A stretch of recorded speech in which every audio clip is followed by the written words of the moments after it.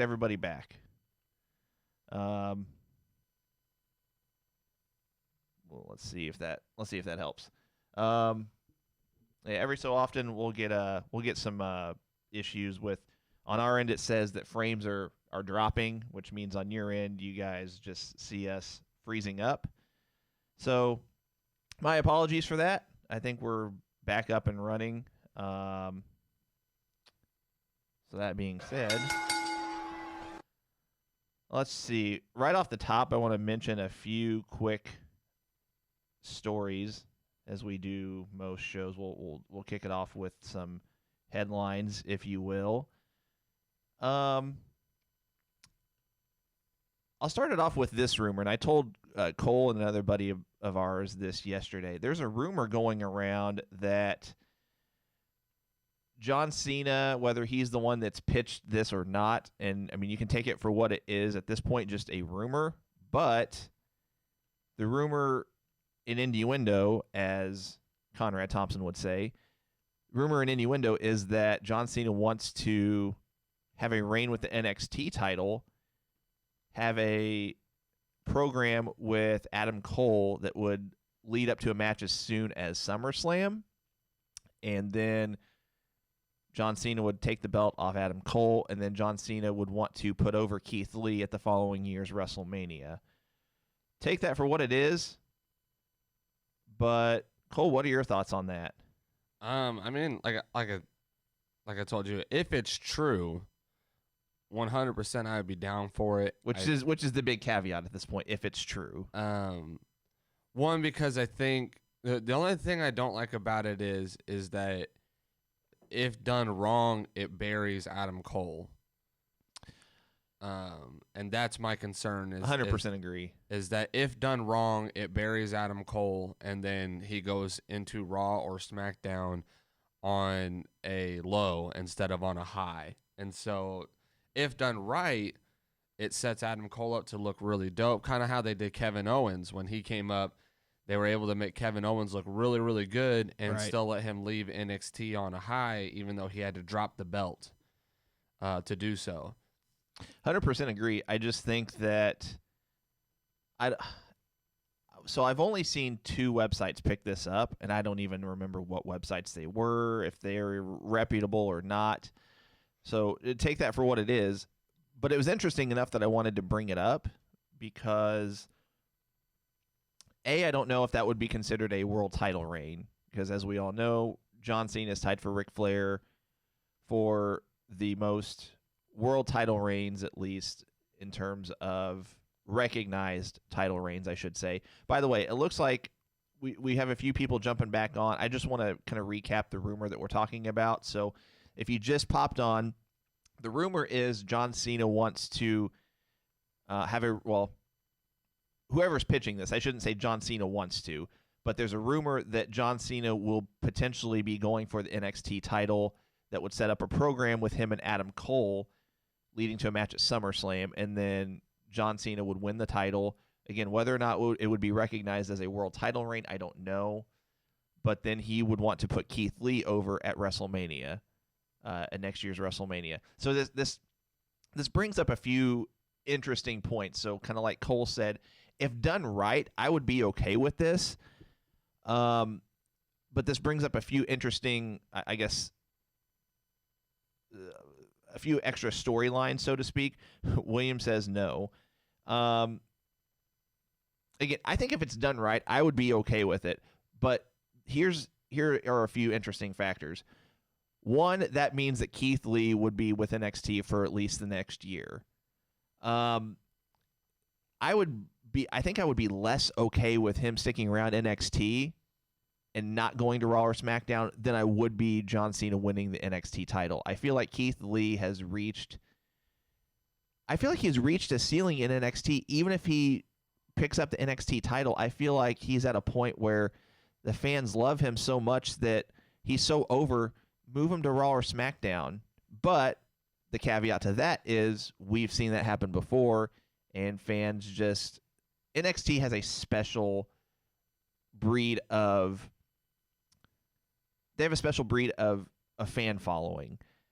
And so I could very easily see Keith Lee going to Raw or SmackDown, and then it being over with the fans for a month, and then it just kind of fizzling, kind of like it has with just about everybody that's currently on Raw or SmackDown that came from NXT. I mean, Shinsuke, even more recently, Aleister Black. I don't know. I'm on the fence about that one. They have a lot of great guys hanging in limbo as almost as like once these guys have their like run, like they have their guys who are getting their runs right now. Like, hey, just stick around. We'll give you some TV time. Just stick around and be a WWE guy for a while, and then we'll get you there. Even though their crowd interaction, their ceiling in a sense is at its peak though. I mean, they get these guys booming so much, and they create so much draw, and then the reward or the payoff is almost never there. Exactly. And so that's why I love the idea of Cena versus Keith Lee. I love the idea of Cena versus Adam Cole. I love the idea. I truly believe he is about the future of WWE. I think John Cena has proven that time and time again.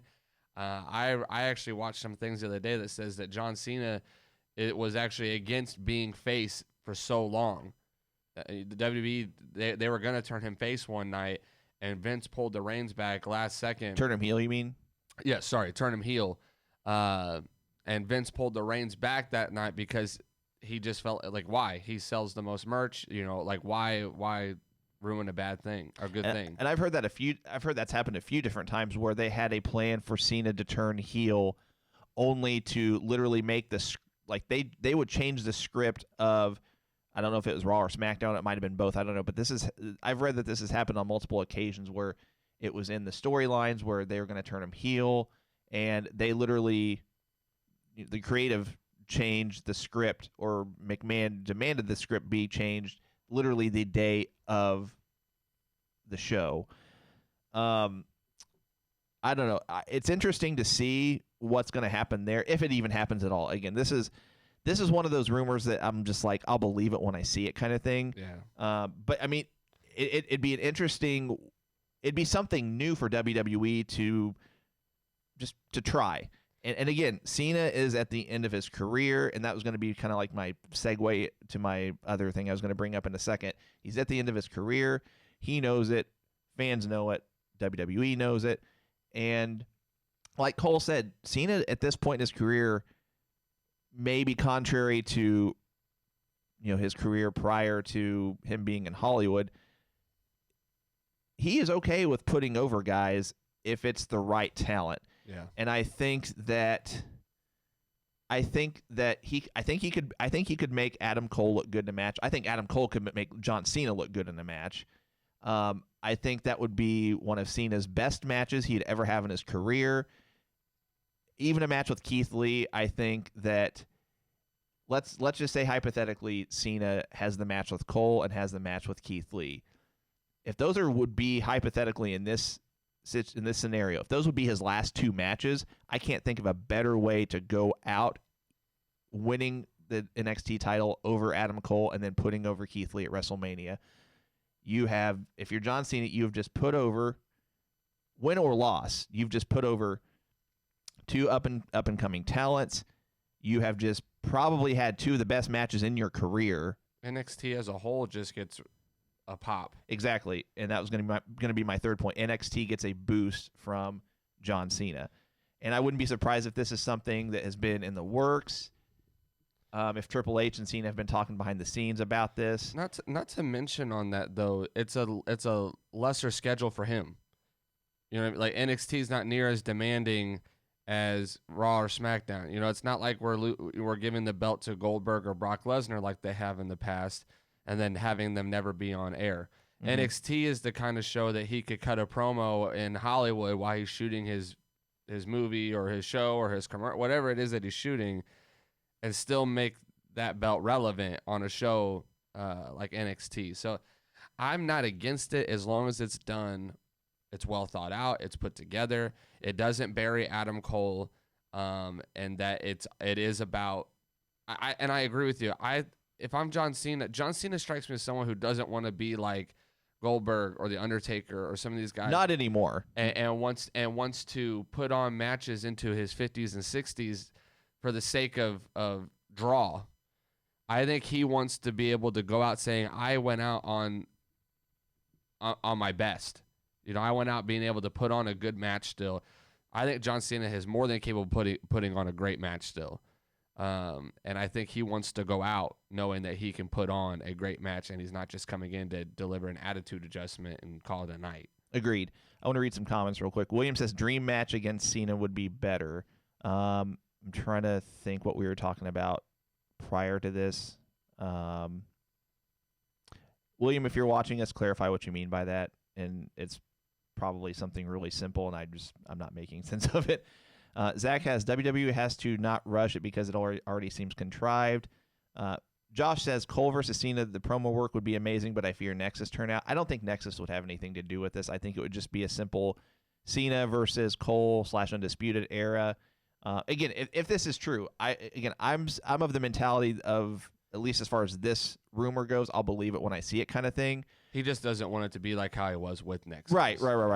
He's not burying the whole group. Right, 100%. And to clarify what I meant, I don't think a Nexus storyline, in terms of what you and Cole are referring to, I don't think there's going to be that type of a storyline. Right. William says Keith Lee sexual chocolate 2.0. Wow. So funny. Zach says with Charlotte beating Rhea, it would just seem to follow that WWE, let's do 2 or more of the same angle simultaneously. I 100% agree with that, but they've done it before, so it wouldn't surprise me. And ironically enough, again, if like me and Cole have said, if they do it right, if they do it and do it right, I'm okay with it. Joe says Cena is done for a while in WWE. I think he'll be back later this year or early next year, and I'm going to get to that in a second. Trevor says I don't want Cena going there for ratings. I want a thought out and well executed story. I think they could pull out a well thought out and executed story. I mean, there wouldn't be like necessarily a personal history between the two, but they could always play off the fact that, Cena's had everything handed to him in the industry. Adam Cole's has had to work his way through the indies and, get to where he's at. They could play off that. Joe says I would not want to see Adam Cole versus Cena. It would look stupid. If it's done right, I got to disagree with you. He also says, think about that for a second. Why would I watch John Cena, 250-pound guy versus Adam Cole, 150? It doesn't look good. It doesn't look believable. I mean, how many times has WWE done stuff that's not believable? I mean, they've done that since the 80s. That's the purpose of watching, though. Exactly. That's professional wrestling. It's a David versus Goliath story. They've done it over and over. William says Velveteen Dream. Okay, a dream match is okay. I got you. I thought you would catch on eventually. Well, no, I think dream match. I think the term dream match. I'm thinking like, yeah, a dream match. matchup. But yeah. no, that makes sense. I got you. I'd be okay with Velveteen Dream and Cena. He wants that too, and you could see that happen during that. It may not put Dream over for the belt, but you could see them fight while he's on NXT. Mm-hmm. Cena has to come back at some point.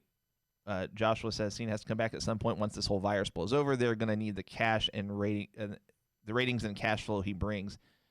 I think he'll be back in some capacity. Again, I'll get there in a second. Let's see. Mark says the problem with wrestlers moving from NXT to Raw or SmackDown is that they are forced to work the main roster style. This would strip Adam Cole of what makes him so good. Yeah, I agree with you, Mark. I hope that somehow, if and when Adam Cole goes to again, the quote unquote main roster, I hope he is able to thrive. I just think that I feel like if there was ever a person that was on NXT to come to Raw or SmackDown that would make it and thrive regardless of who's in charge, it would be Adam Cole, because I feel like, he's good on a mic. I'd be surprised if they tell him, hey, you need to alter your in-ring style. Just because, he's been so over in NXT.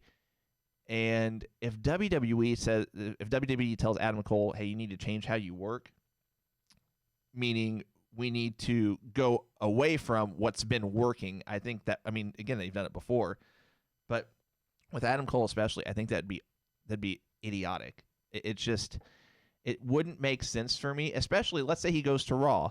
Paul Heyman's in charge of Raw. Paul Heyman is very much an advocate, no pun intended, of wrestlers. Yes, I said wrestlers, not sports entertainers, wrestlers.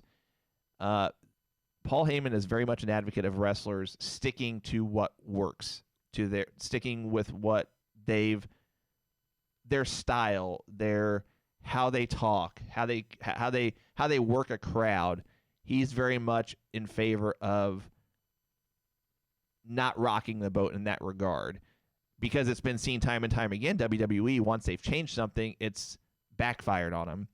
And so, like I said, I see what Mark's saying, especially when you're pulling a guy like Cena down to NXT and then expecting Adam Cole to work with somebody. Well, hold on a second. So here's my thought of. Sorry, not to interrupt you. My thought is, if they're going to make this work, it needs to be a cross. It needs to be a cross branding thing. So it have to be on NXT, and it would also have to be on either Raw or SmackDown. Like they'd have to. It couldn't just be. Let's say Cena does win the NXT title. He would still have to be on NXT as well as Raw or SmackDown. Like he would have to pull double duty, in my opinion, from the time he would start the storyline up until WrestleMania. Right. So, which during that season, usually people pull double duty anyway, so that doesn't shock me. Right. I would say this, though. I feel like based off of the Firefly Funhouse match, that should tell you where Cena stands on switching his style. Mm-hmm. I don't think it might be a challenge for him. It may not be a complete 180 switch up, but I think John Cena proved that he's willing to adapt to what wrestling is now versus to what it was when he was the guy. And I think that you'll see him be more adapt because he made changes to that Firefly Funhouse match, but that's exactly I read a thing that talked about his thoughts on the match. That's exactly how he envisioned the match going. That's exactly how he envisioned their program going, mm-hmm. was that direction. So I definitely think that he's willing to adjust to not make it necessarily the main roster style, but to cater to Adam Cole, to Keith Lee. I mean, that's the whole point of putting them over. Exactly. Is putting them over in a way that they look good and not in a way that makes them look good the way John Cena would do it. Right. So speaking of John Cena, this is what I was wanting to get to. So he on Twitter last night, I think it was yesterday at some point, I think. So he tweets out, and I quote, "All things end when it's time to leave, leave them guessing." So rumors going around on social media that this was his way of teasing that he's going to be retiring soon or that he already has retired. But then 2 hours ago, he says, "Uncertainty brings about many challenges. One of the toughest, most important challenges we face each day is to be our best selves. It's a challenge certainly worth the effort." So his tweets are doing what they're supposed to do. They're getting us talking. My opinion is I don't think Cena's done yet. And I don't know if these tweets are related in any way, if they're just entirely separate thoughts, if it's a lot of Cena's tweets can be like motivational type boosting attitude kind of tweets. It's like a daily motivational thing, because his Twitter's always been that way, and so it could be nothing. In particular, his most recent one earlier this morning. But I think it's interesting that I'm putting in the world of wrestling, you almost have to try to put pieces together when you read a rumor and then you see someone's social media, and sometimes it's just reading more into it than what it really is. Sometimes it is putting the pieces together. So if I read this tweet again, it says, "Uncertainty brings about many challenges. One of the toughest, most important challenges we face each day is to be our best selves. It's a challenge certainly worth the effort." If I'm combining that tweet with this rumor of NXT, to be determined, I guess. I think it's an interesting thing to keep an eye on, and guys, if you're watching, let us know what your thoughts are. If you think John Cena is retiring, if you think he's going to stick around for a while, I'd be interesting to get your guys' thoughts on it. Cole, what do you think? I think it's storyline, especially because of who he faced. When you do a match like the Firefly Funhouse and how it was so strategically thought out. I mean, I went and watched a few different. I'm talking like 6-7 different people's like breakdowns of what all that match entailed as far as kind of Easter eggs in a sense of what each scene, each line, each phrase meant, and it told a story. Exactly. And it kind of actually reminds me of like the Matt Hardy Bray Wyatt program in a sense, when they did the deletion match. There were things that there are things that need to be said, social media wise, and things that need to be done in the public eye that finished the story after the match was over. And I think this is Cena show like. Just like Bray Wyatt failed when he didn't beat Cena at Mania years back, it built a story for 6 years later, when Cena and him meet again. And so now I think this is a way to, like, Cena leaves defeated. Cena leaves like, man, I thought this guy was a bum, and now I'm proved wrong. There's just a lot of angles to it, and I think him posting those things is kind of WWE's storyline of saying Cena's defeated. And the next time he does come back, I think they're going to play off that.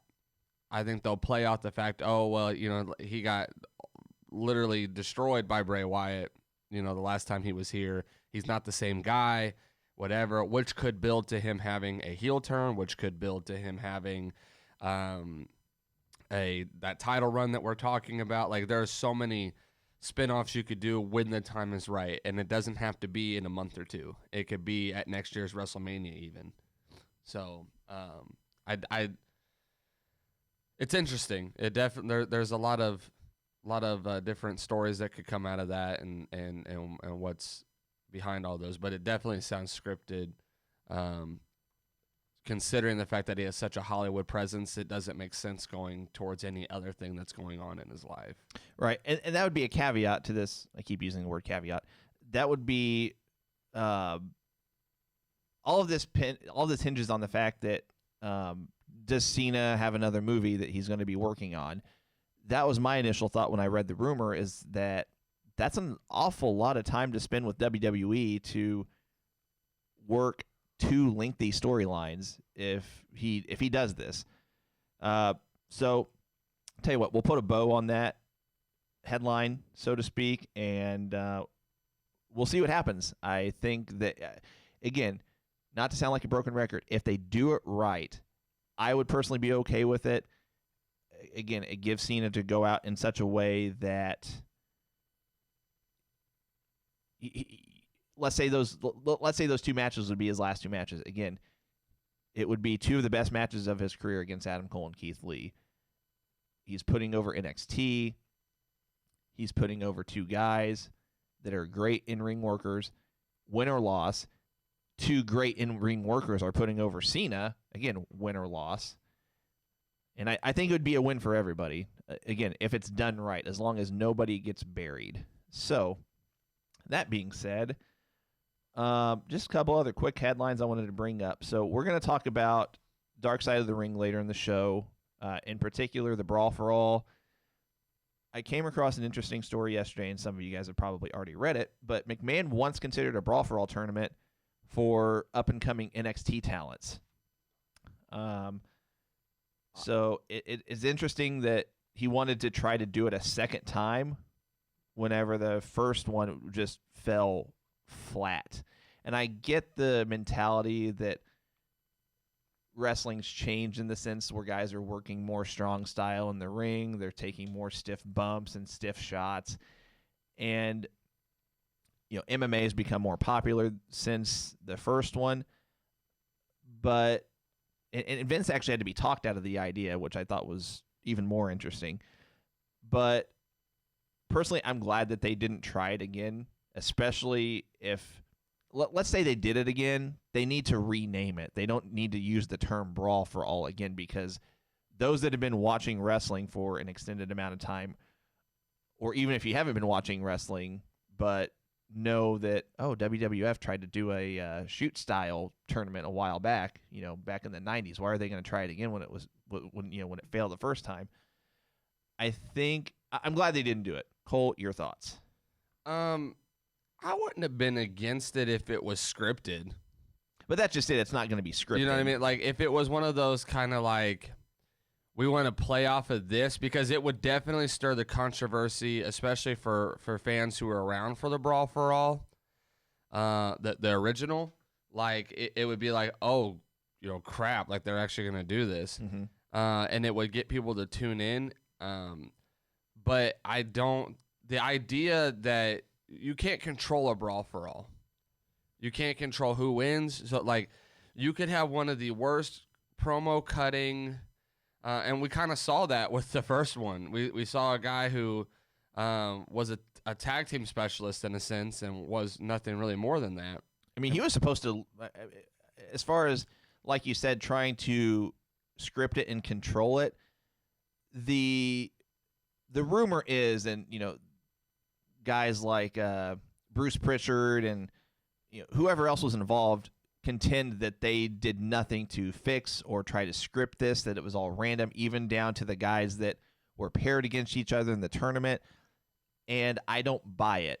And we'll get to that whenever we specifically talk about Dark Side of the Ring. But they tried to, in my opinion, they tried to fix it in such a way where they wanted Dr. Death Steve Williams to win the tournament. And they were confident that he would win it. Well, they were confident because, number one, and I'm going to get kind of ahead of myself a little bit. They were confident, one, because his first round match was against a guy with one eye. And then his second match was against the guy that would eventually win it. But, no one knew him as a no one knew him as a tough guy. He was just always this tag team wrestler that was okay in the ring, but largely, a stale personality outside of the Smoking Guns tag team that he was in with Billy Gunn at the time. And so on paper, it looked like Steve Williams, at least for the first two rounds, regardless of who he went up against, would at least cruise to the semifinals, because I think they wanted a Steve Williams Bradshaw final. They got half of it, but inevitably Bart Gunn defeats Steve Williams, but largely in part Steve Williams gets an injury during the match, and he's trying to fight on one leg. So that didn't help anything. But even before that incident where Steve Williams, I don't remember if it was like a torn hamstring or he basically was trying to fight on one leg. Even before that, I mean, Bart Gunn was outmatching him, and so it was just it was a train wreck. And so, and again, we'll get there. We'll get to it. But I just thought it was interesting that McMahon wanted to try to do it again. And I get the mindset of it from the standpoint, he tried XFL once, it failed.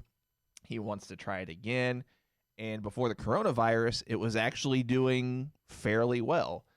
And, to be determined if it's going to make it to a second season. I don't know how it was doing financially. I don't have that information in front of me. But I know that ratings-wise, it was doing okay.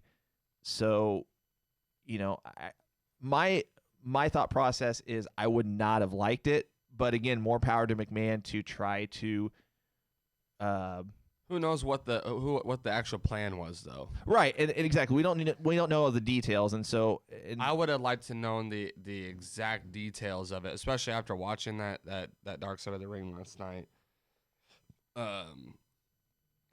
I would have liked to have known what the actual rooted plan was, because the first time they did it, there was no plan. It was kind of just like, hey, this is my idea. Cool, let's do it. And it just kind of seemed like it was kind of thrown together, also with no one really backing it other than Vince Russo. Like there was really no one who was like, yeah, we're about this. So I would like to know who was behind it, what was the thought process of why we're behind it, what's the actual plan? Are we going to put all guys who have training in this, so we're not just throwing together guys who should not be fighting in these kind of matches fighting? Because like I could understand Aleister Black, like not that he's on NXT right now, but guys who have the background to be doing that. But it's also extremely unsafe for guys who have no. I mean, it would, you're putting your whole life in danger going up against somebody who knows, jiu-jitsu and is gonna knock you out when all you are is a country town brawler because that's where you went to high school. Like I don't know. It would seem unsafe if you put certain guys in that match, and when you start talking about NXT up and coming or guys who are trying to make their way up into NXT, you're gonna have guys who are just gonna want to be in it like that was the first time, who are just trying to get clout. They're just trying to get their name out there, hoping that it comes to something. And ask Bart Gunn how that went. Exactly, and again, we'll get to that. Again, my thought on it is I'm glad they didn't do it. But if they did, like Cole said, they would have had to change something. The first one was more along the lines of getting guys in the ring and putting boxing gloves on them that would, you would see in a bar fight.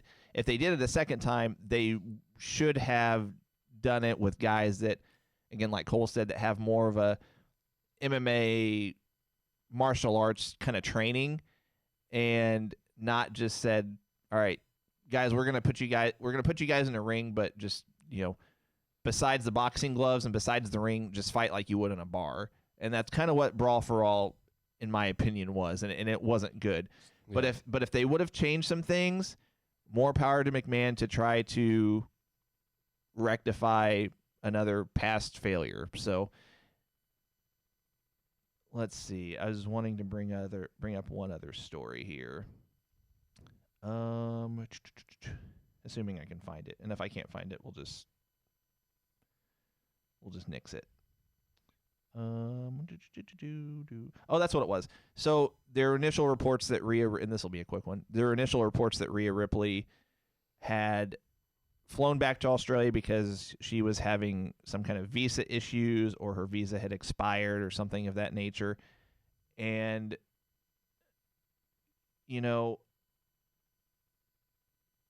it would be, I think it would be a disservice to, well, I'm getting ahead of myself. So there were allegedly issues with Rhea Ripley's visa, or that it expired and that she had to fly back to Australia.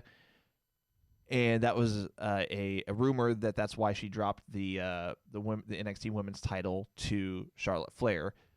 But then on her Instagram, I think it was, Rhea indicated that she's still in the U.S. And so let's say hypothetically she did have visa issues and she went back to Australia.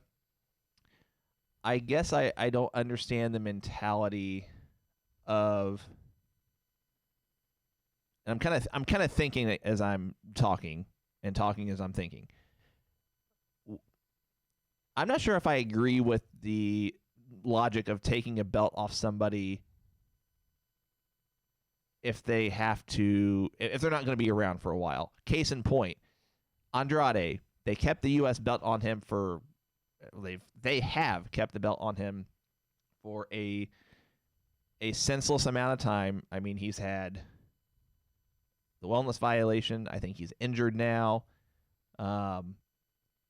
It seems like it's a double standard. I think if you're WWE, you should be doing one or the other. You need to either take the belt off somebody if they're not going to be available for your shows, or go the opposite direction and say, all right, well, let's get past this, whatever it is. If it's a wellness violation, if you're having work visa issues, if you have to go back home to attend to a personal matter, even if you're going to be out a month or two, we'll figure it out. And it just seems like I think they would have been right. I think they would have been right taking the belt off Ripley if it was a visa issue, but then they should have taken the belt off Andrade, especially since his was a wellness violation. It wasn't just something that was out of his control, allegedly. But I wanted to bring that up because for reasons I just mentioned, and plus, I still think that they would have taken the belt off Rhea and put it on Charlotte to help with the Wednesday night feud with AEW. I don't know. What do you think? I don't know if I believe that was the reason why they took it off of her. I think it's just happy coincidence almost. Mm-hmm. Because if that was the problem, they wouldn't. It would have been anybody that took it off of her. You know, this wasn't just anybody. This was Charlotte Flair. Exactly. You know, it had they wanted to take it off of her for that reason, it would have been Bianca Belair. It would have been Io Shirai. Like they would have found somebody to put it on. So I'm not too hype on the idea that she lost it just because she had a visa problem. I think this was scripted. I agree. Long in advance that Charlotte was going to win that belt at Mania regardless. I think it was just a coincidence. And honestly, it gives, even if she's in the States, not in the States, if she's going to be gone for a while, it just gives time for Charlotte to build her reign a little bit and then Rhea come back. I do understand where you're coming from with Andrade. To their credit, I will say he's one of the very few that they've actually given a run to, though, and actually let him have a run as far as the belt goes. Mm-hmm. The only thing that I've been a little disappointed with is he's not had very many relevant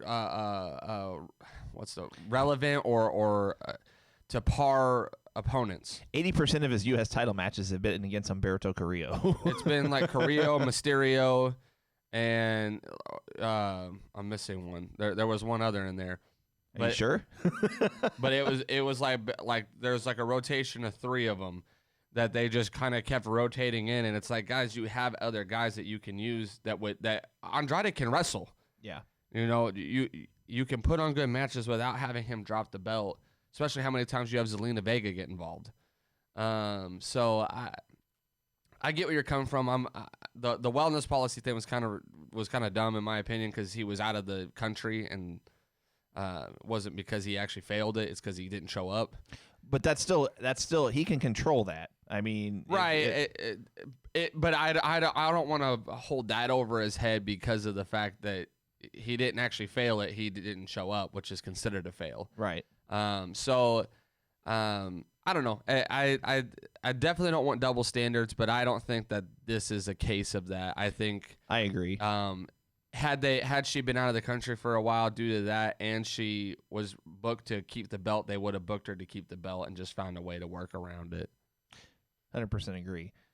All right. I'll tell you what. Let's recap last night's wrestling, and guys, let us know what you thought of AEW and NXT last night. Before I get there, I'm going to read some comments real quick.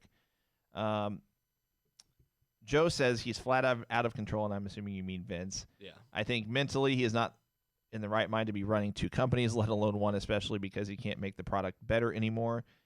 McMahon's way doesn't work anymore. It's outdated, and the system sucks. The only person with the correct system in WWE is Triple H, and when Vince is gone, WWE will be number 1 again because Vince has ran it back down to the gutter, just in a better way than it was in the 90s because WWE is more global now, but this is horrible. Joshua liked Dark Side of the Ring. We're going to get there in a second. Joe also says Vince needs to leave the company at this point. Too old, making horrible decisions.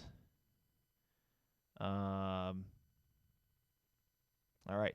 Well, thanks, guys, for participating. Again, let us know what you thought of AEW and NXT last night. I told Cole before we went on, so usually on a Wednesday night, I only have opportunity to watch one or the other. And usually it's AEW because I know I can at least go back and watch NXT on the network if I want to. In this instance, though, so I watched all of AEW. I watched all of the Ciampa and Gargano match, and I watched a little bit of the women's ladder match. From what I saw on NXT, again, Cole watched all of it. I did not. But from what I saw on NXT, and from watching all of AEW, it almost seemed like NXT was better last night. Cole actually disagreed with me, and if he watched both, I'll take his word for it. But I don't know. I was just I was largely unimpressed with AEW last night. So we'll recap that first real quick. The show starts off with Jake Roberts' promo, who is still, and I'll say it over and over, one of the best promos in the business today. Speaking of promos, though, if you go on YouTube, there is a promo on All Elite Wrestling's YouTube channel that Cody recorded, and it was released yesterday. It's in relation to the TNT Championship tournament. It's a great promo. It's very reminiscent of a Bullet Club type Cody persona. I encourage you guys to go watch it. It's a very good promo. It really brought me back to Bullet Club days of Cody and Kenny and the Bucks. It was a very good promo. The thing I found interesting, though, is that as he is talking about a potential match/feud with Lance Archer in the promo, and I won't spoil it too much, he refers to a title that both he and Lance Archer held. And if you go look, the only title that could be is the IWGP United States title, but he actually buries that championship, which I find really ironic because who is currently the IWGP United States champion? Jon Moxley. I find it really ironic that he just kind of trashed that championship. So I found that very, very interesting in that promo. But anyway, back to AEW. So Jake Roberts starts off the show with a promo, talks about how Archer essentially destroyed Marco Stunt the prior week, mentioned how Cody might lose to Shawn Spears in the quarterfinal. And then we get to the Magic, and in my opinion, the best part of AEW last night, the Shivani and Chris Jericho duo on commentary. They had some great back and forth chemistry. I enjoyed Jericho on commentary, but in my opinion, that was the best part of last night. And Cole, if you have anything to add, just kind of chime in. But I will say this. I don't know if I would say one was better than the other. I thought they both fell flat, and the problem I have with that is that NXT had a way better card than AEW did as far as things go. I also want to just mention Lance Archer versus Stunt, and now Lance Archer versus quote unquote Jobber. There's no quote unquote about it. He was a jobber. He looks terrible. Yeah, I don't know. I agree. I know why they're doing this. So they're trying to provide work for independent talents that are local to the area, and B, kind of piggybacking off that, they're encouraging almost for talent to stay home if they don't feel safe being there, if they don't feel safe traveling to wherever they're having. Well, that's one of their big pitches to their company is caring about the wrestler and the talents. And so I commend them for that. But I will say this. He looks like Lance Hoyt.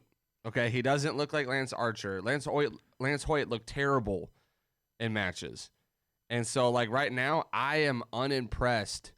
He looks like every spot almost looks like he hesitates, or it's untimed. I don't know. I have to agree with you. There's something there. It's like his moveset isn't. I shouldn't say his moveset isn't a whole lot different from whenever he was Lance Hoyt to Lance Archer in New Japan. I mean, it's different in the sense that he's just being in the business longer. You learn different. You learn different moves. You learn what works for your moveset. You learn what works for your character. But in large part, he's not really. The difference between AEW and New Japan is that it seemed like in New Japan he had more confidence in his ability. And like Cole said, it's like he's unsure of himself in the ring when it comes to. And when I say unsure of himself, I'm not talking like any kind of storyline purposes. I'm just saying how he performs in the ring. It seems like there's a delay or a lag whenever he does his moves. I can't put my finger on it other than maybe it's just a confidence issue. You know, in New Japan, it was a different environment.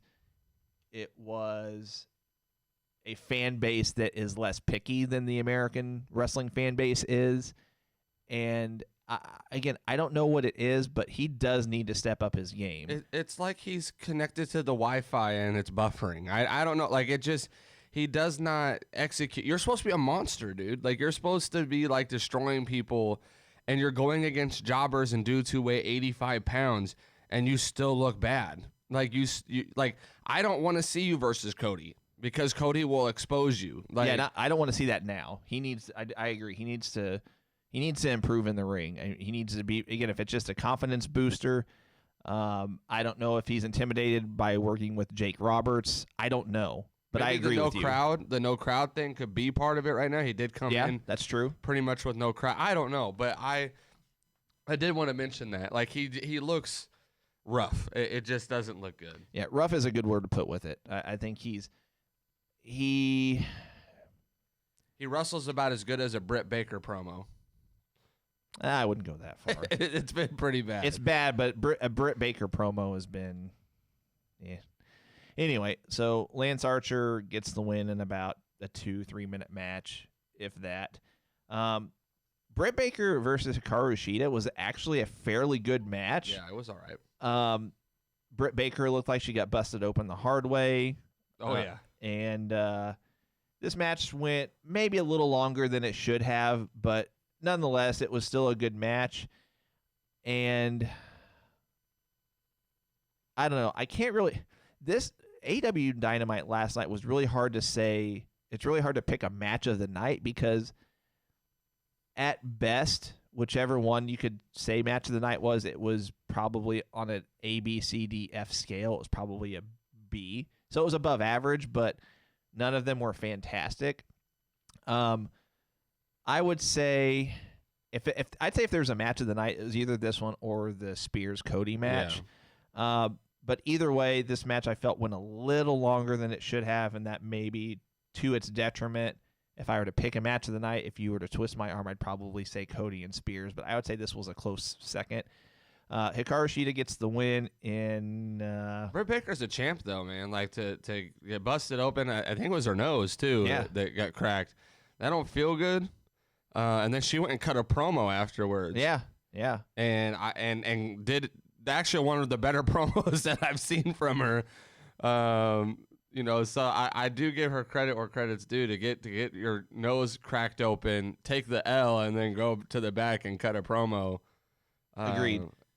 That was pretty good. So again, Shida with the win. I don't think that was really a surprise. I mean, if they really wanted to pull a swerve and surprise people, you would have had Britt Baker win that match, especially since Shida is number one in the women's rankings. I mean, I don't really give much credence to those rankings. They are what they are. Especially when you're pushing Britt Baker as much as you are. Yeah. I would, even if it was a dirty win, I think she should have. She's now taken a lot of L's, in my opinion. Well, and the losses she has taken haven't necessarily been bad either. And I don't consider this a bad loss either. I think it was more predictable and more safe, I'll call it, to put Hikaru Shida over, which, right. I mean, at this point, I guess I can't really be too picky. I mean, we're going to be critical because that's why we do this podcast. Like, we're wrestling critics, good or bad. And I think we as a fan base don't give AEW and WWE enough credit for still putting on shows, regardless of whether or not they're live. So, not to mention they've pretty much taped all of these. Yeah, exactly. I mean, they did a couple weeks ago, so they didn't have to worry about AEW in particular. Did weeks and weeks and weeks worth of tapings in like a 2 or 3 day period, I think. And so you have to look at it from the standpoint of not only did they have to shoot these matches, but then you've got an editing department that had to watch these matches and pick parts out where they needed to edit the matches, basically. So, just my personal props to WWE and AEW for still putting on programming, even if it is recorded. It still gives us something to watch. It gives us something to talk about. I mean, if there wasn't programming on right now, we'd probably only be able to do a once a week show. And then we go to a backstage segment with Kenny and Michael Naka. Nakazawa. I can't do that very well, but I had to give it a shot. They're talking about their match with Best Friends, and they need to come up with a name. And so Michael's like, well, we should be called Best Friends. And then for whatever reason, and they're in a trailer, by the way. And then for whatever reason, Orange Cassidy walks out of what looks to be the trailer's bathroom. I don't know. And then Trent and why can't I think of his name? Chuck Taylor. Gosh, I always forget his name for some reason. Chucky T. They walk into the trailer and they basically say whoever wins their match tonight will have the rights to the Best Friends name. So you automatically knew right then and there that Best Friends were going to get the win. I knew they were going to get the win before that. Well, I mean, it was debatable because, I mean, you know, other than the jobber matches, this was the worst match of the night. And 100%. And the sad part about that is that 3 of the 4 are super talented. I'm not a Michael Nakazawa fan. I'm not either. I think he looks really stale in the ring, which is why he doesn't get TV time. I think his whole gimmick is just a combination of stale and, I don't know, gross. It just reminds me of like a Santino Marella. Like I don't get the whole baby oil thing. It grosses me out, to be completely honest with you. Then they have this video package with Moxley and Hager talking about their match next week. Then we have the Omega Nakazawa match against Best Friends. Like Cole said, I was surprised at how bad this match was. I don't know. I was not impressed with it. Frankly, I hated it. Especially when Kenny and Trent put on such a great match. The week before, like it should have been like a pay-per-view match that they put on. And then this tag match was just kind of like I don't know. It wasn't like it was the worst match I've ever seen, but it fell flat. It fell flat was what it comes down to. And I think the chemistry of the match is thrown off because you've got Michael Nakazawa in it. If this were a tag title match and you had Omega and Hangman Adam Page against Best Friends, I think that would have changed the entire dynamic. Oh my word. Would have changed the entire feel of the match, and it would have been so much better. What's really ironic is this website that I'm reading off of, as far as just going through the recap, it said that this was an excellent match. No. I thought this was terrible. It was bad. So Best Friends did get the win. They got the pin over Nakazawa. No surprise there. You had a Brody Lee promo. And then Baker's promo, being upset that she got her nose busted, said that she called Cheetah the dirtiest wrestler she's ever been in the ring with. Let's see. And then there was another. There's a lot of promos on this program, and that's part of why I was turned off by AEW. There was just way too many vignettes, and I was just, by this point I was over the vignettes, but then they had even more. They had another Moxley and Hager vignette. Then we have broken Matt Hardy, and I still like the gimmick.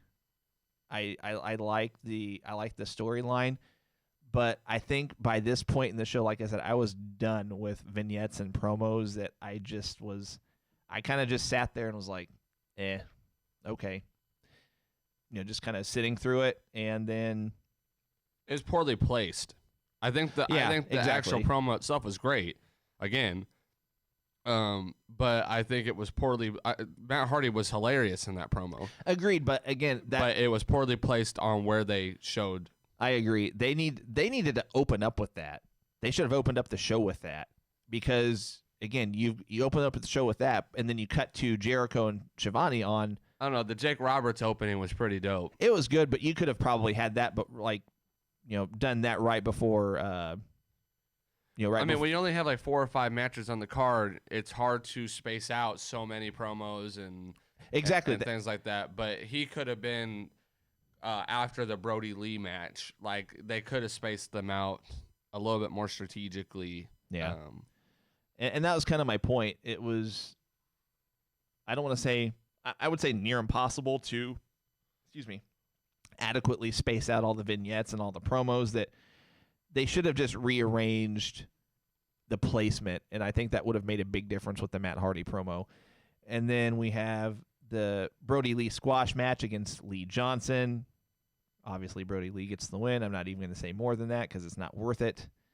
And then we have Shawn Spears and Cody, which was, like I said earlier, an above average match. I don't really have much to say on it. I mean, these guys have pretty good in-ring psychology. There were some good bumps to this match. There was an outside of the ring table bump. There was a bump onto the exposed guardrail. I like the Shawn Spears kicking out of 2 consecutive crossroads. I even like the old school mentality of how the match ended, where Cody's got the figure 4 and actually forces Shawn Spears into a pin. And the old school wrestling logic is a wrestler's in so much pain from the figure 4 that he can't get his shoulder up, and it leads to a pinfall. So I thought I was okay with the way the match ended. I think Cody going over makes sense. I would be shocked if this doesn't lead to a Cody and Lance Archer final at this point, because they're pushing so towards that, unless it's a situation where Lance Archer costs him a match. Maybe it'd have to be his next match against either Guevara or Darby Allin. And then Cody in turns costs Archer his match. Potentially. But that's what I wanted to talk about real quick. So if we don't get a Cody and Lance Archer final, what alternatives, and if you guys are watching now, let us know what you think, regardless of whether you think it's Lance Archer and Cody, if you think it's somebody else. Who's Dustin Rhodes facing? He is facing... Why am I drawing a blank? Because Lance Archer is going to beat Colt Cabana. 100%. 100% there. I think Darby Allin's going to go over Sammy. I agree. Agreed. I'd be surprised if they just kind of tease that with him and Cody. Kip Sabian. I don't know why. Yeah. I think Kip Sabian's gonna actually win that match. Really? Against Dustin, unless they're gonna do a Dustin versus Archer match. Yeah, that was my thought. It just depends on how they book it, but here's how I think they've got this set up. So in that part of the bracket, you've got Dustin Rhodes and Kip Sabian, and you've got Colt Cabana and Lance Archer.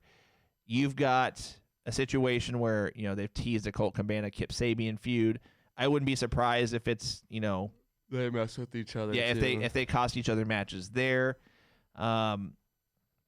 So that inevitably leads me to believe that we're going to have a Cody and Lance Archer final, because I don't think you want to have too many matches, especially since there's 8 guys in the tournament, which is, in total, that means there's only 7 matches. I don't think you want, what would that be? 4 of your 7 matches being as a result of, run-ins or interference. But let's just assume that we're not going to have a Cody and Lance Archer final. It's Sammy or Darby then. So Cody wins the first match. We've got Sammy and Darby in that bracket. I think we both agree that whoever wins that match, if it's not Cody or Lance, that Sammy or Darby would probably win the title. Yeah. I don't see it going on Dustin. I don't either. I'm not against Dustin. I just there's so much more talent. Dustin's there to enhance talent. Yeah, agreed. And I just don't think that he's the guy to start I told you that the person that holds that belt needs to be someone who can really make the belt mean something. And that's why I want it to be Cody. But if they decide to go a different route, then I could see like a Darby Allin or a Sammy Guevara holding that belt still and doing decent with it. If Sammy holds it, the Inner Circle builds it. If Darby holds it, he's already super over. Exactly. So we both think Darby Allin in that match. Yeah, I think they teased it pretty well that it was going to be Cody versus Darby. I think it'd be a great match at that, too. So, I read that they have all these matches shot all the way to May 23rd. Yeah.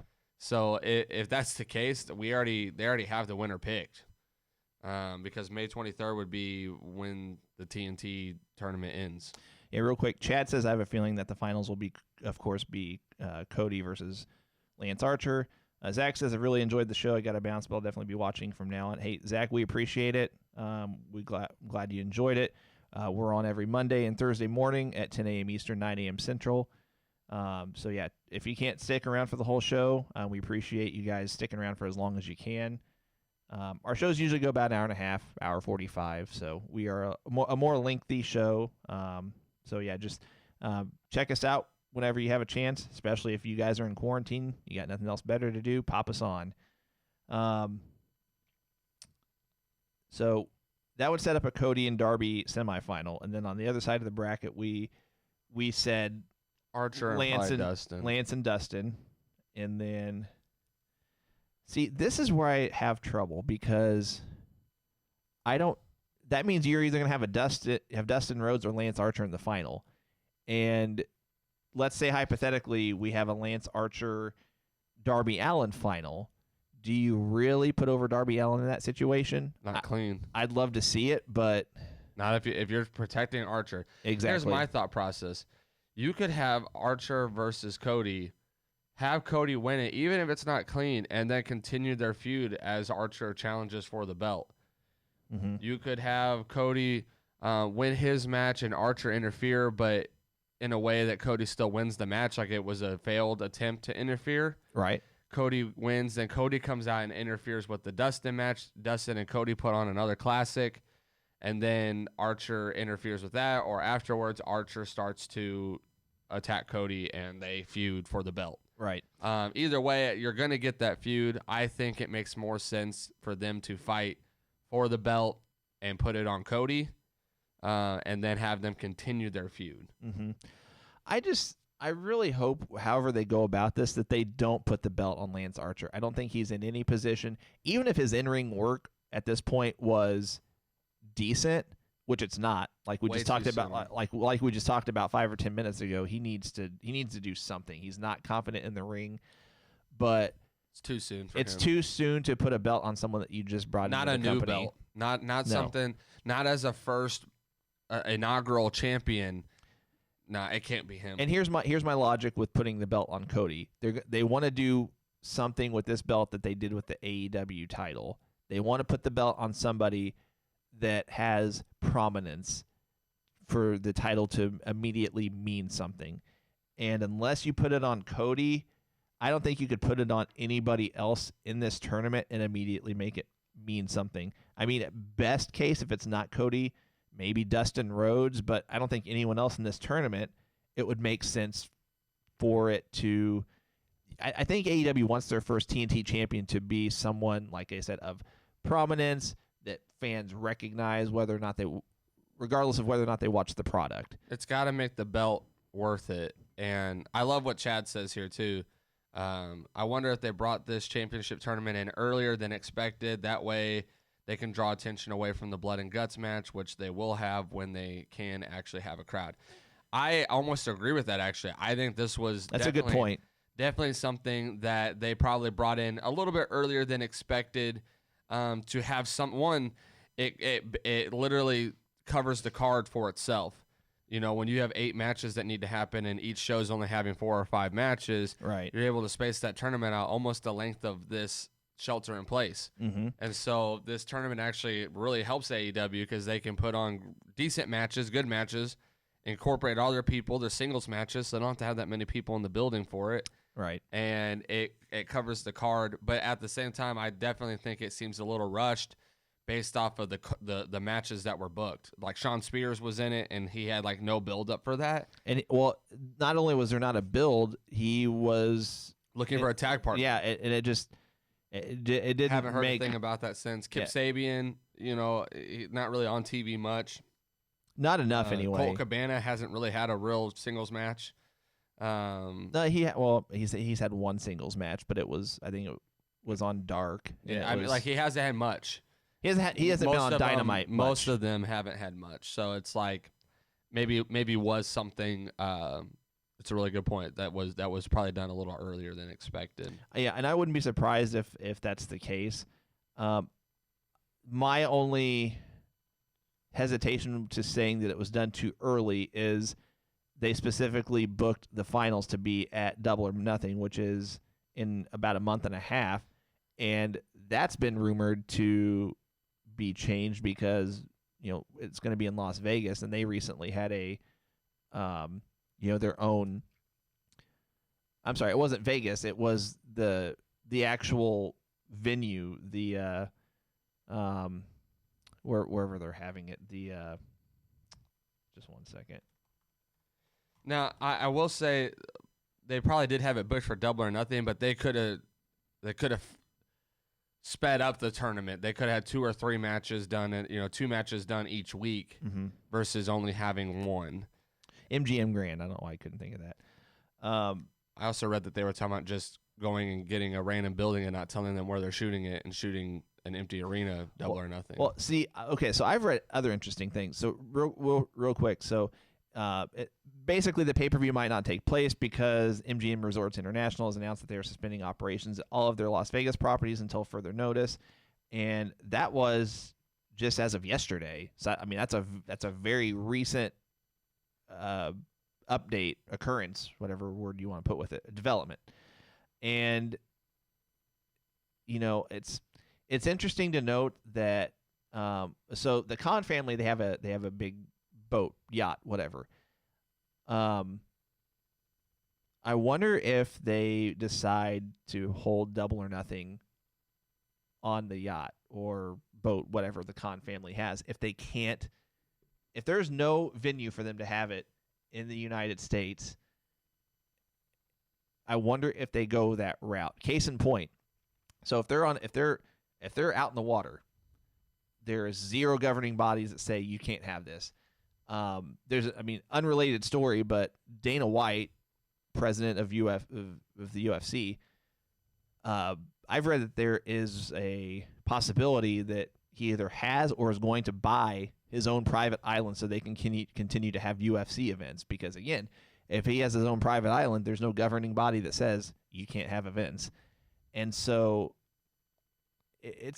I like that they have options, but what are your thoughts if they had to have Double or Nothing on a yacht or boat, cruise ship, whatever? I'm for whatever works. I kind of stand on the standpoint of I'm all for taking safety precautions and obeying the law and all that stuff. I'm all for that.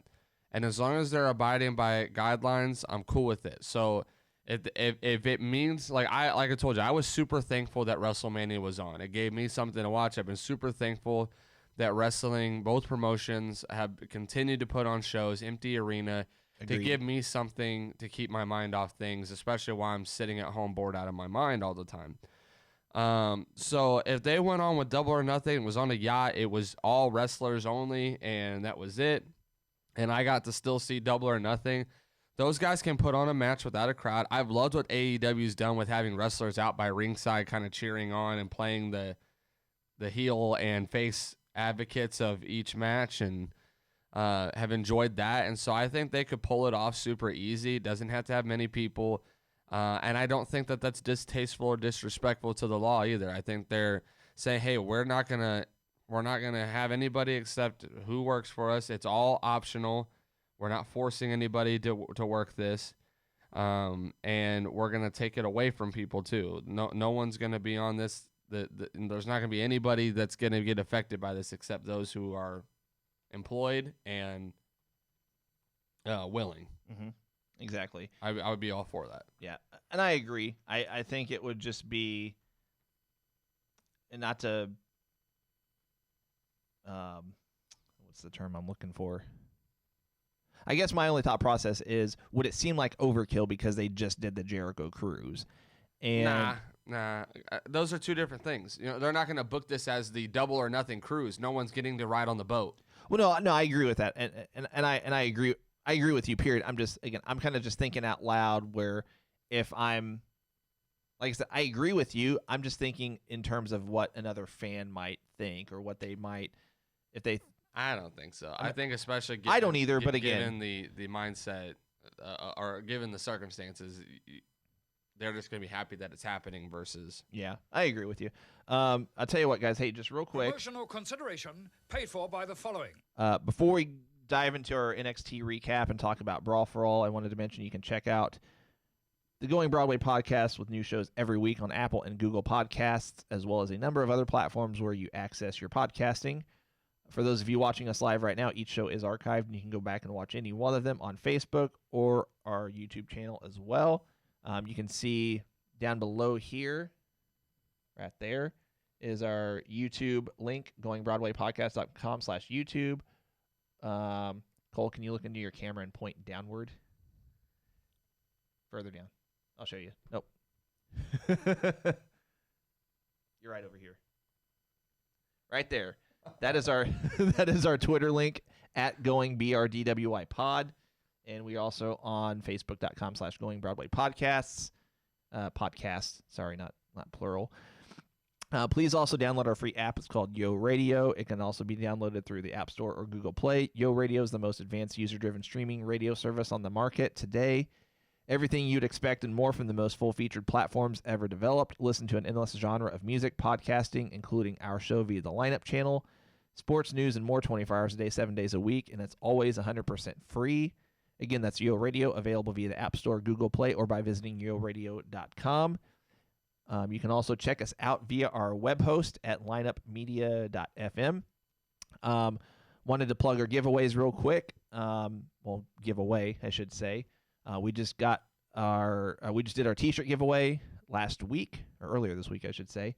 We're going to do our belt giveaway. It's looking like that's going to happen once we hit 2,000 likes on Facebook. It was either going to happen once we hit 2,000 likes on Facebook or 1,000 follows on Twitter. We're much closer to that 2,000 likes number on Facebook, so it looks like that's what it's going to be. Help us share our page with your friends, when the groups that you're in. And I've got the belt right here that one of the belts that we're going to be giving away. Just 1 second. Here it is. It is the big gold. And again, I want to show you guys this. These are real plates. This is not a toy. Real plates on a real leather strap. So that's going to be one of the belts we're giving away. Mark was one of our T-shirt winners. We'll give you guys more info on the giveaway in the coming weeks. So help us get to that 2,000 likes on Facebook. All right, let's recap NXT real quick, and let's we'll kind of breeze through this one. Like Cole mentioned, he was largely unimpressed with NXT. I didn't get to watch all of it. The parts that I watched, and I joked with Cole about this, the parts that I watched I actually liked, and I told him maybe I just only was fortunate and caught the best parts of the show. The ladder match, in my opinion, at least the outcome was predictable. I didn't see any other wrestler winning besides Io Shirai. I don't think any other scenario would have made sense. The parts that I watched, there were one or two cool spots. And again, I don't know. I didn't watch the whole thing. I don't know if it felt like it went long or.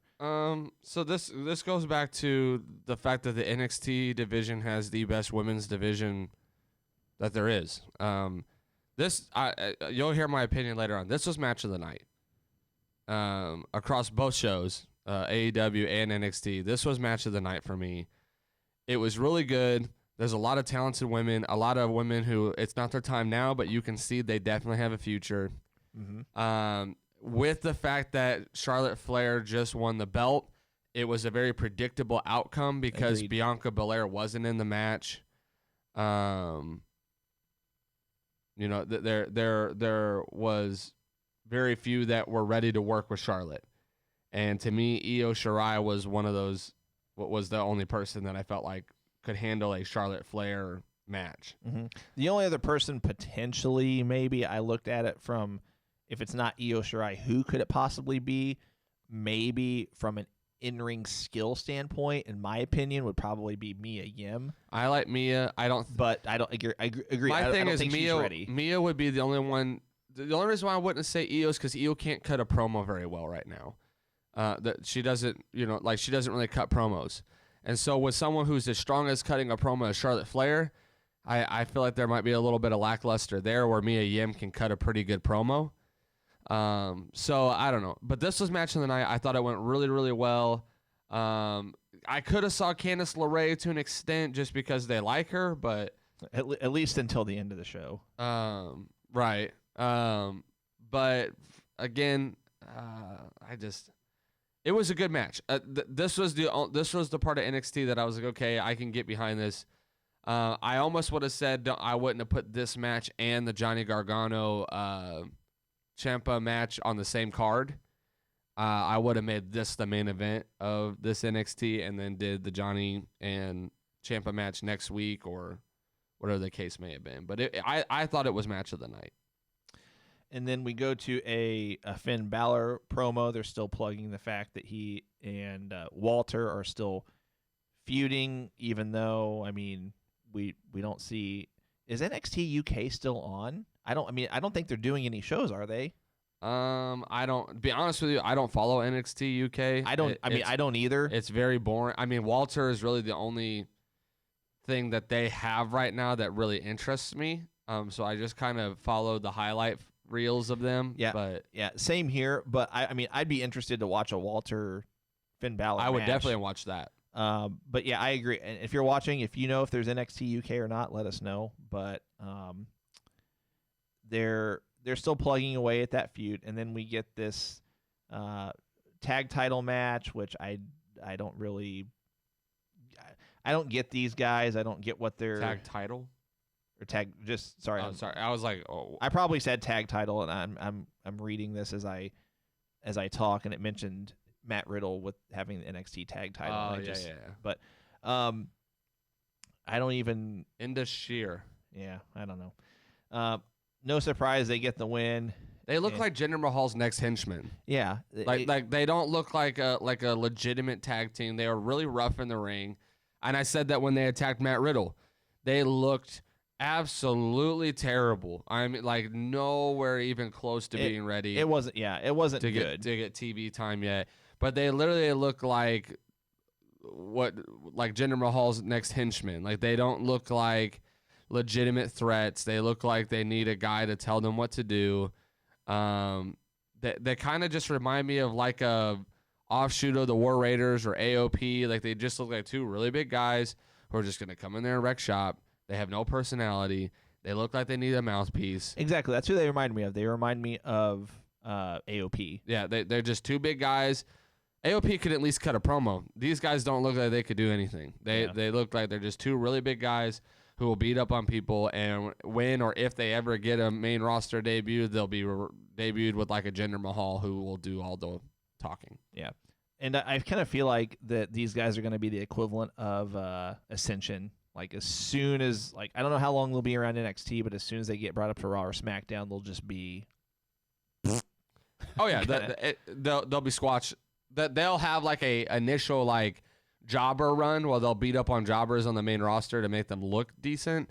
Did Ascension have that? Because that's been Ascension, so long ago. Their first like run, they were getting pushed heavy. They had huge promo spots, the wasteland, all this stuff, and then they just never got over on the roster because they were just kind of stale as a gimmick. The gimmick didn't work on the roster, especially when you already had so many other off the wall gimmicks like Stardust. Right. It was just poorly timed. Mark says NXT UK is amazing. They have had a few shows on the network. Not sure how many they have filmed.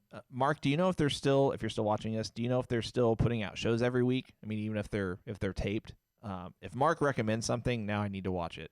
I never said it was. I think the wrestling's great on it. It just doesn't. The storylines don't really interest me. They have a lot of great guys who come out of there and go straight over to NXT, and then they kind of get showcased a little bit more. I just don't think they have a whole lot going on storyline for me that keeps me interested. I think the wrestling's fun to watch, but I am at root a storyline guy. If the story doesn't catch me, I'm just kind of like, that was good wrestling. Yeah. And so I think that's why NXT UK doesn't really interest me as much, as that I'm not much into their story. Yeah. Or their scripts. Let's kind of breeze through this last part because I want to take at least 10 minutes and talk about Brawl for All to wrap up the show. But Adam Cole has a promo talking about Velveteen Dream, and they keep pushing their feud. They do a recap of Charlotte and her win over Rhea Ripley. And then we have the Candice pulling up, driving Johnny Gargano to the venue. He walks in. Triple H is sitting in a chair in the corner. He basically says, when this is done, it's done. Whenever he leaves, the match can start. And this very much had a same cinematic feel to it that the Boneyard match and the Firefly Funhouse match did. This is, I think, the one part on the night that Cole and I disagree on. I actually liked this a lot. In terms of, I like this in terms of the way that they shot it. You know, it still had a cinematic feel, but it was still a wrestling match. I think that's why I preferred this over the Boneyard match and the Firefly Funhouse match, which, by the way, I went back and watched both of those a second time, and unfortunately, I don't know if it's unfortunate or not. My opinion on the two didn't change. I can appreciate the Firefly Funhouse more, that I know like more of the storyline aspect of it, but it's still, I'm getting off topic. I liked this match. Cole did not. I don't like the storyline ending to it. That's the one part of the match I don't like, but I thought the actual wrestling and in-ring or the action part of the match, I thought it was good. I thought they shot it well. I thought that the storytelling during the match was good. Again, my only criticism is the ending. I don't like that they... I like the swerve aspect of it. I like the surprise element, but I don't like the actual payoff, so to speak. I don't like that they had Candice basically turn heel, and she gave Ciampa a low blow. Gargano gets the win. Cole, I'm interested to hear in detail your thoughts, because before we went on, you said that you didn't like this at all. No, especially right after Mania, when there were great cinematically shot matches, or whatever you want to call them, storylines.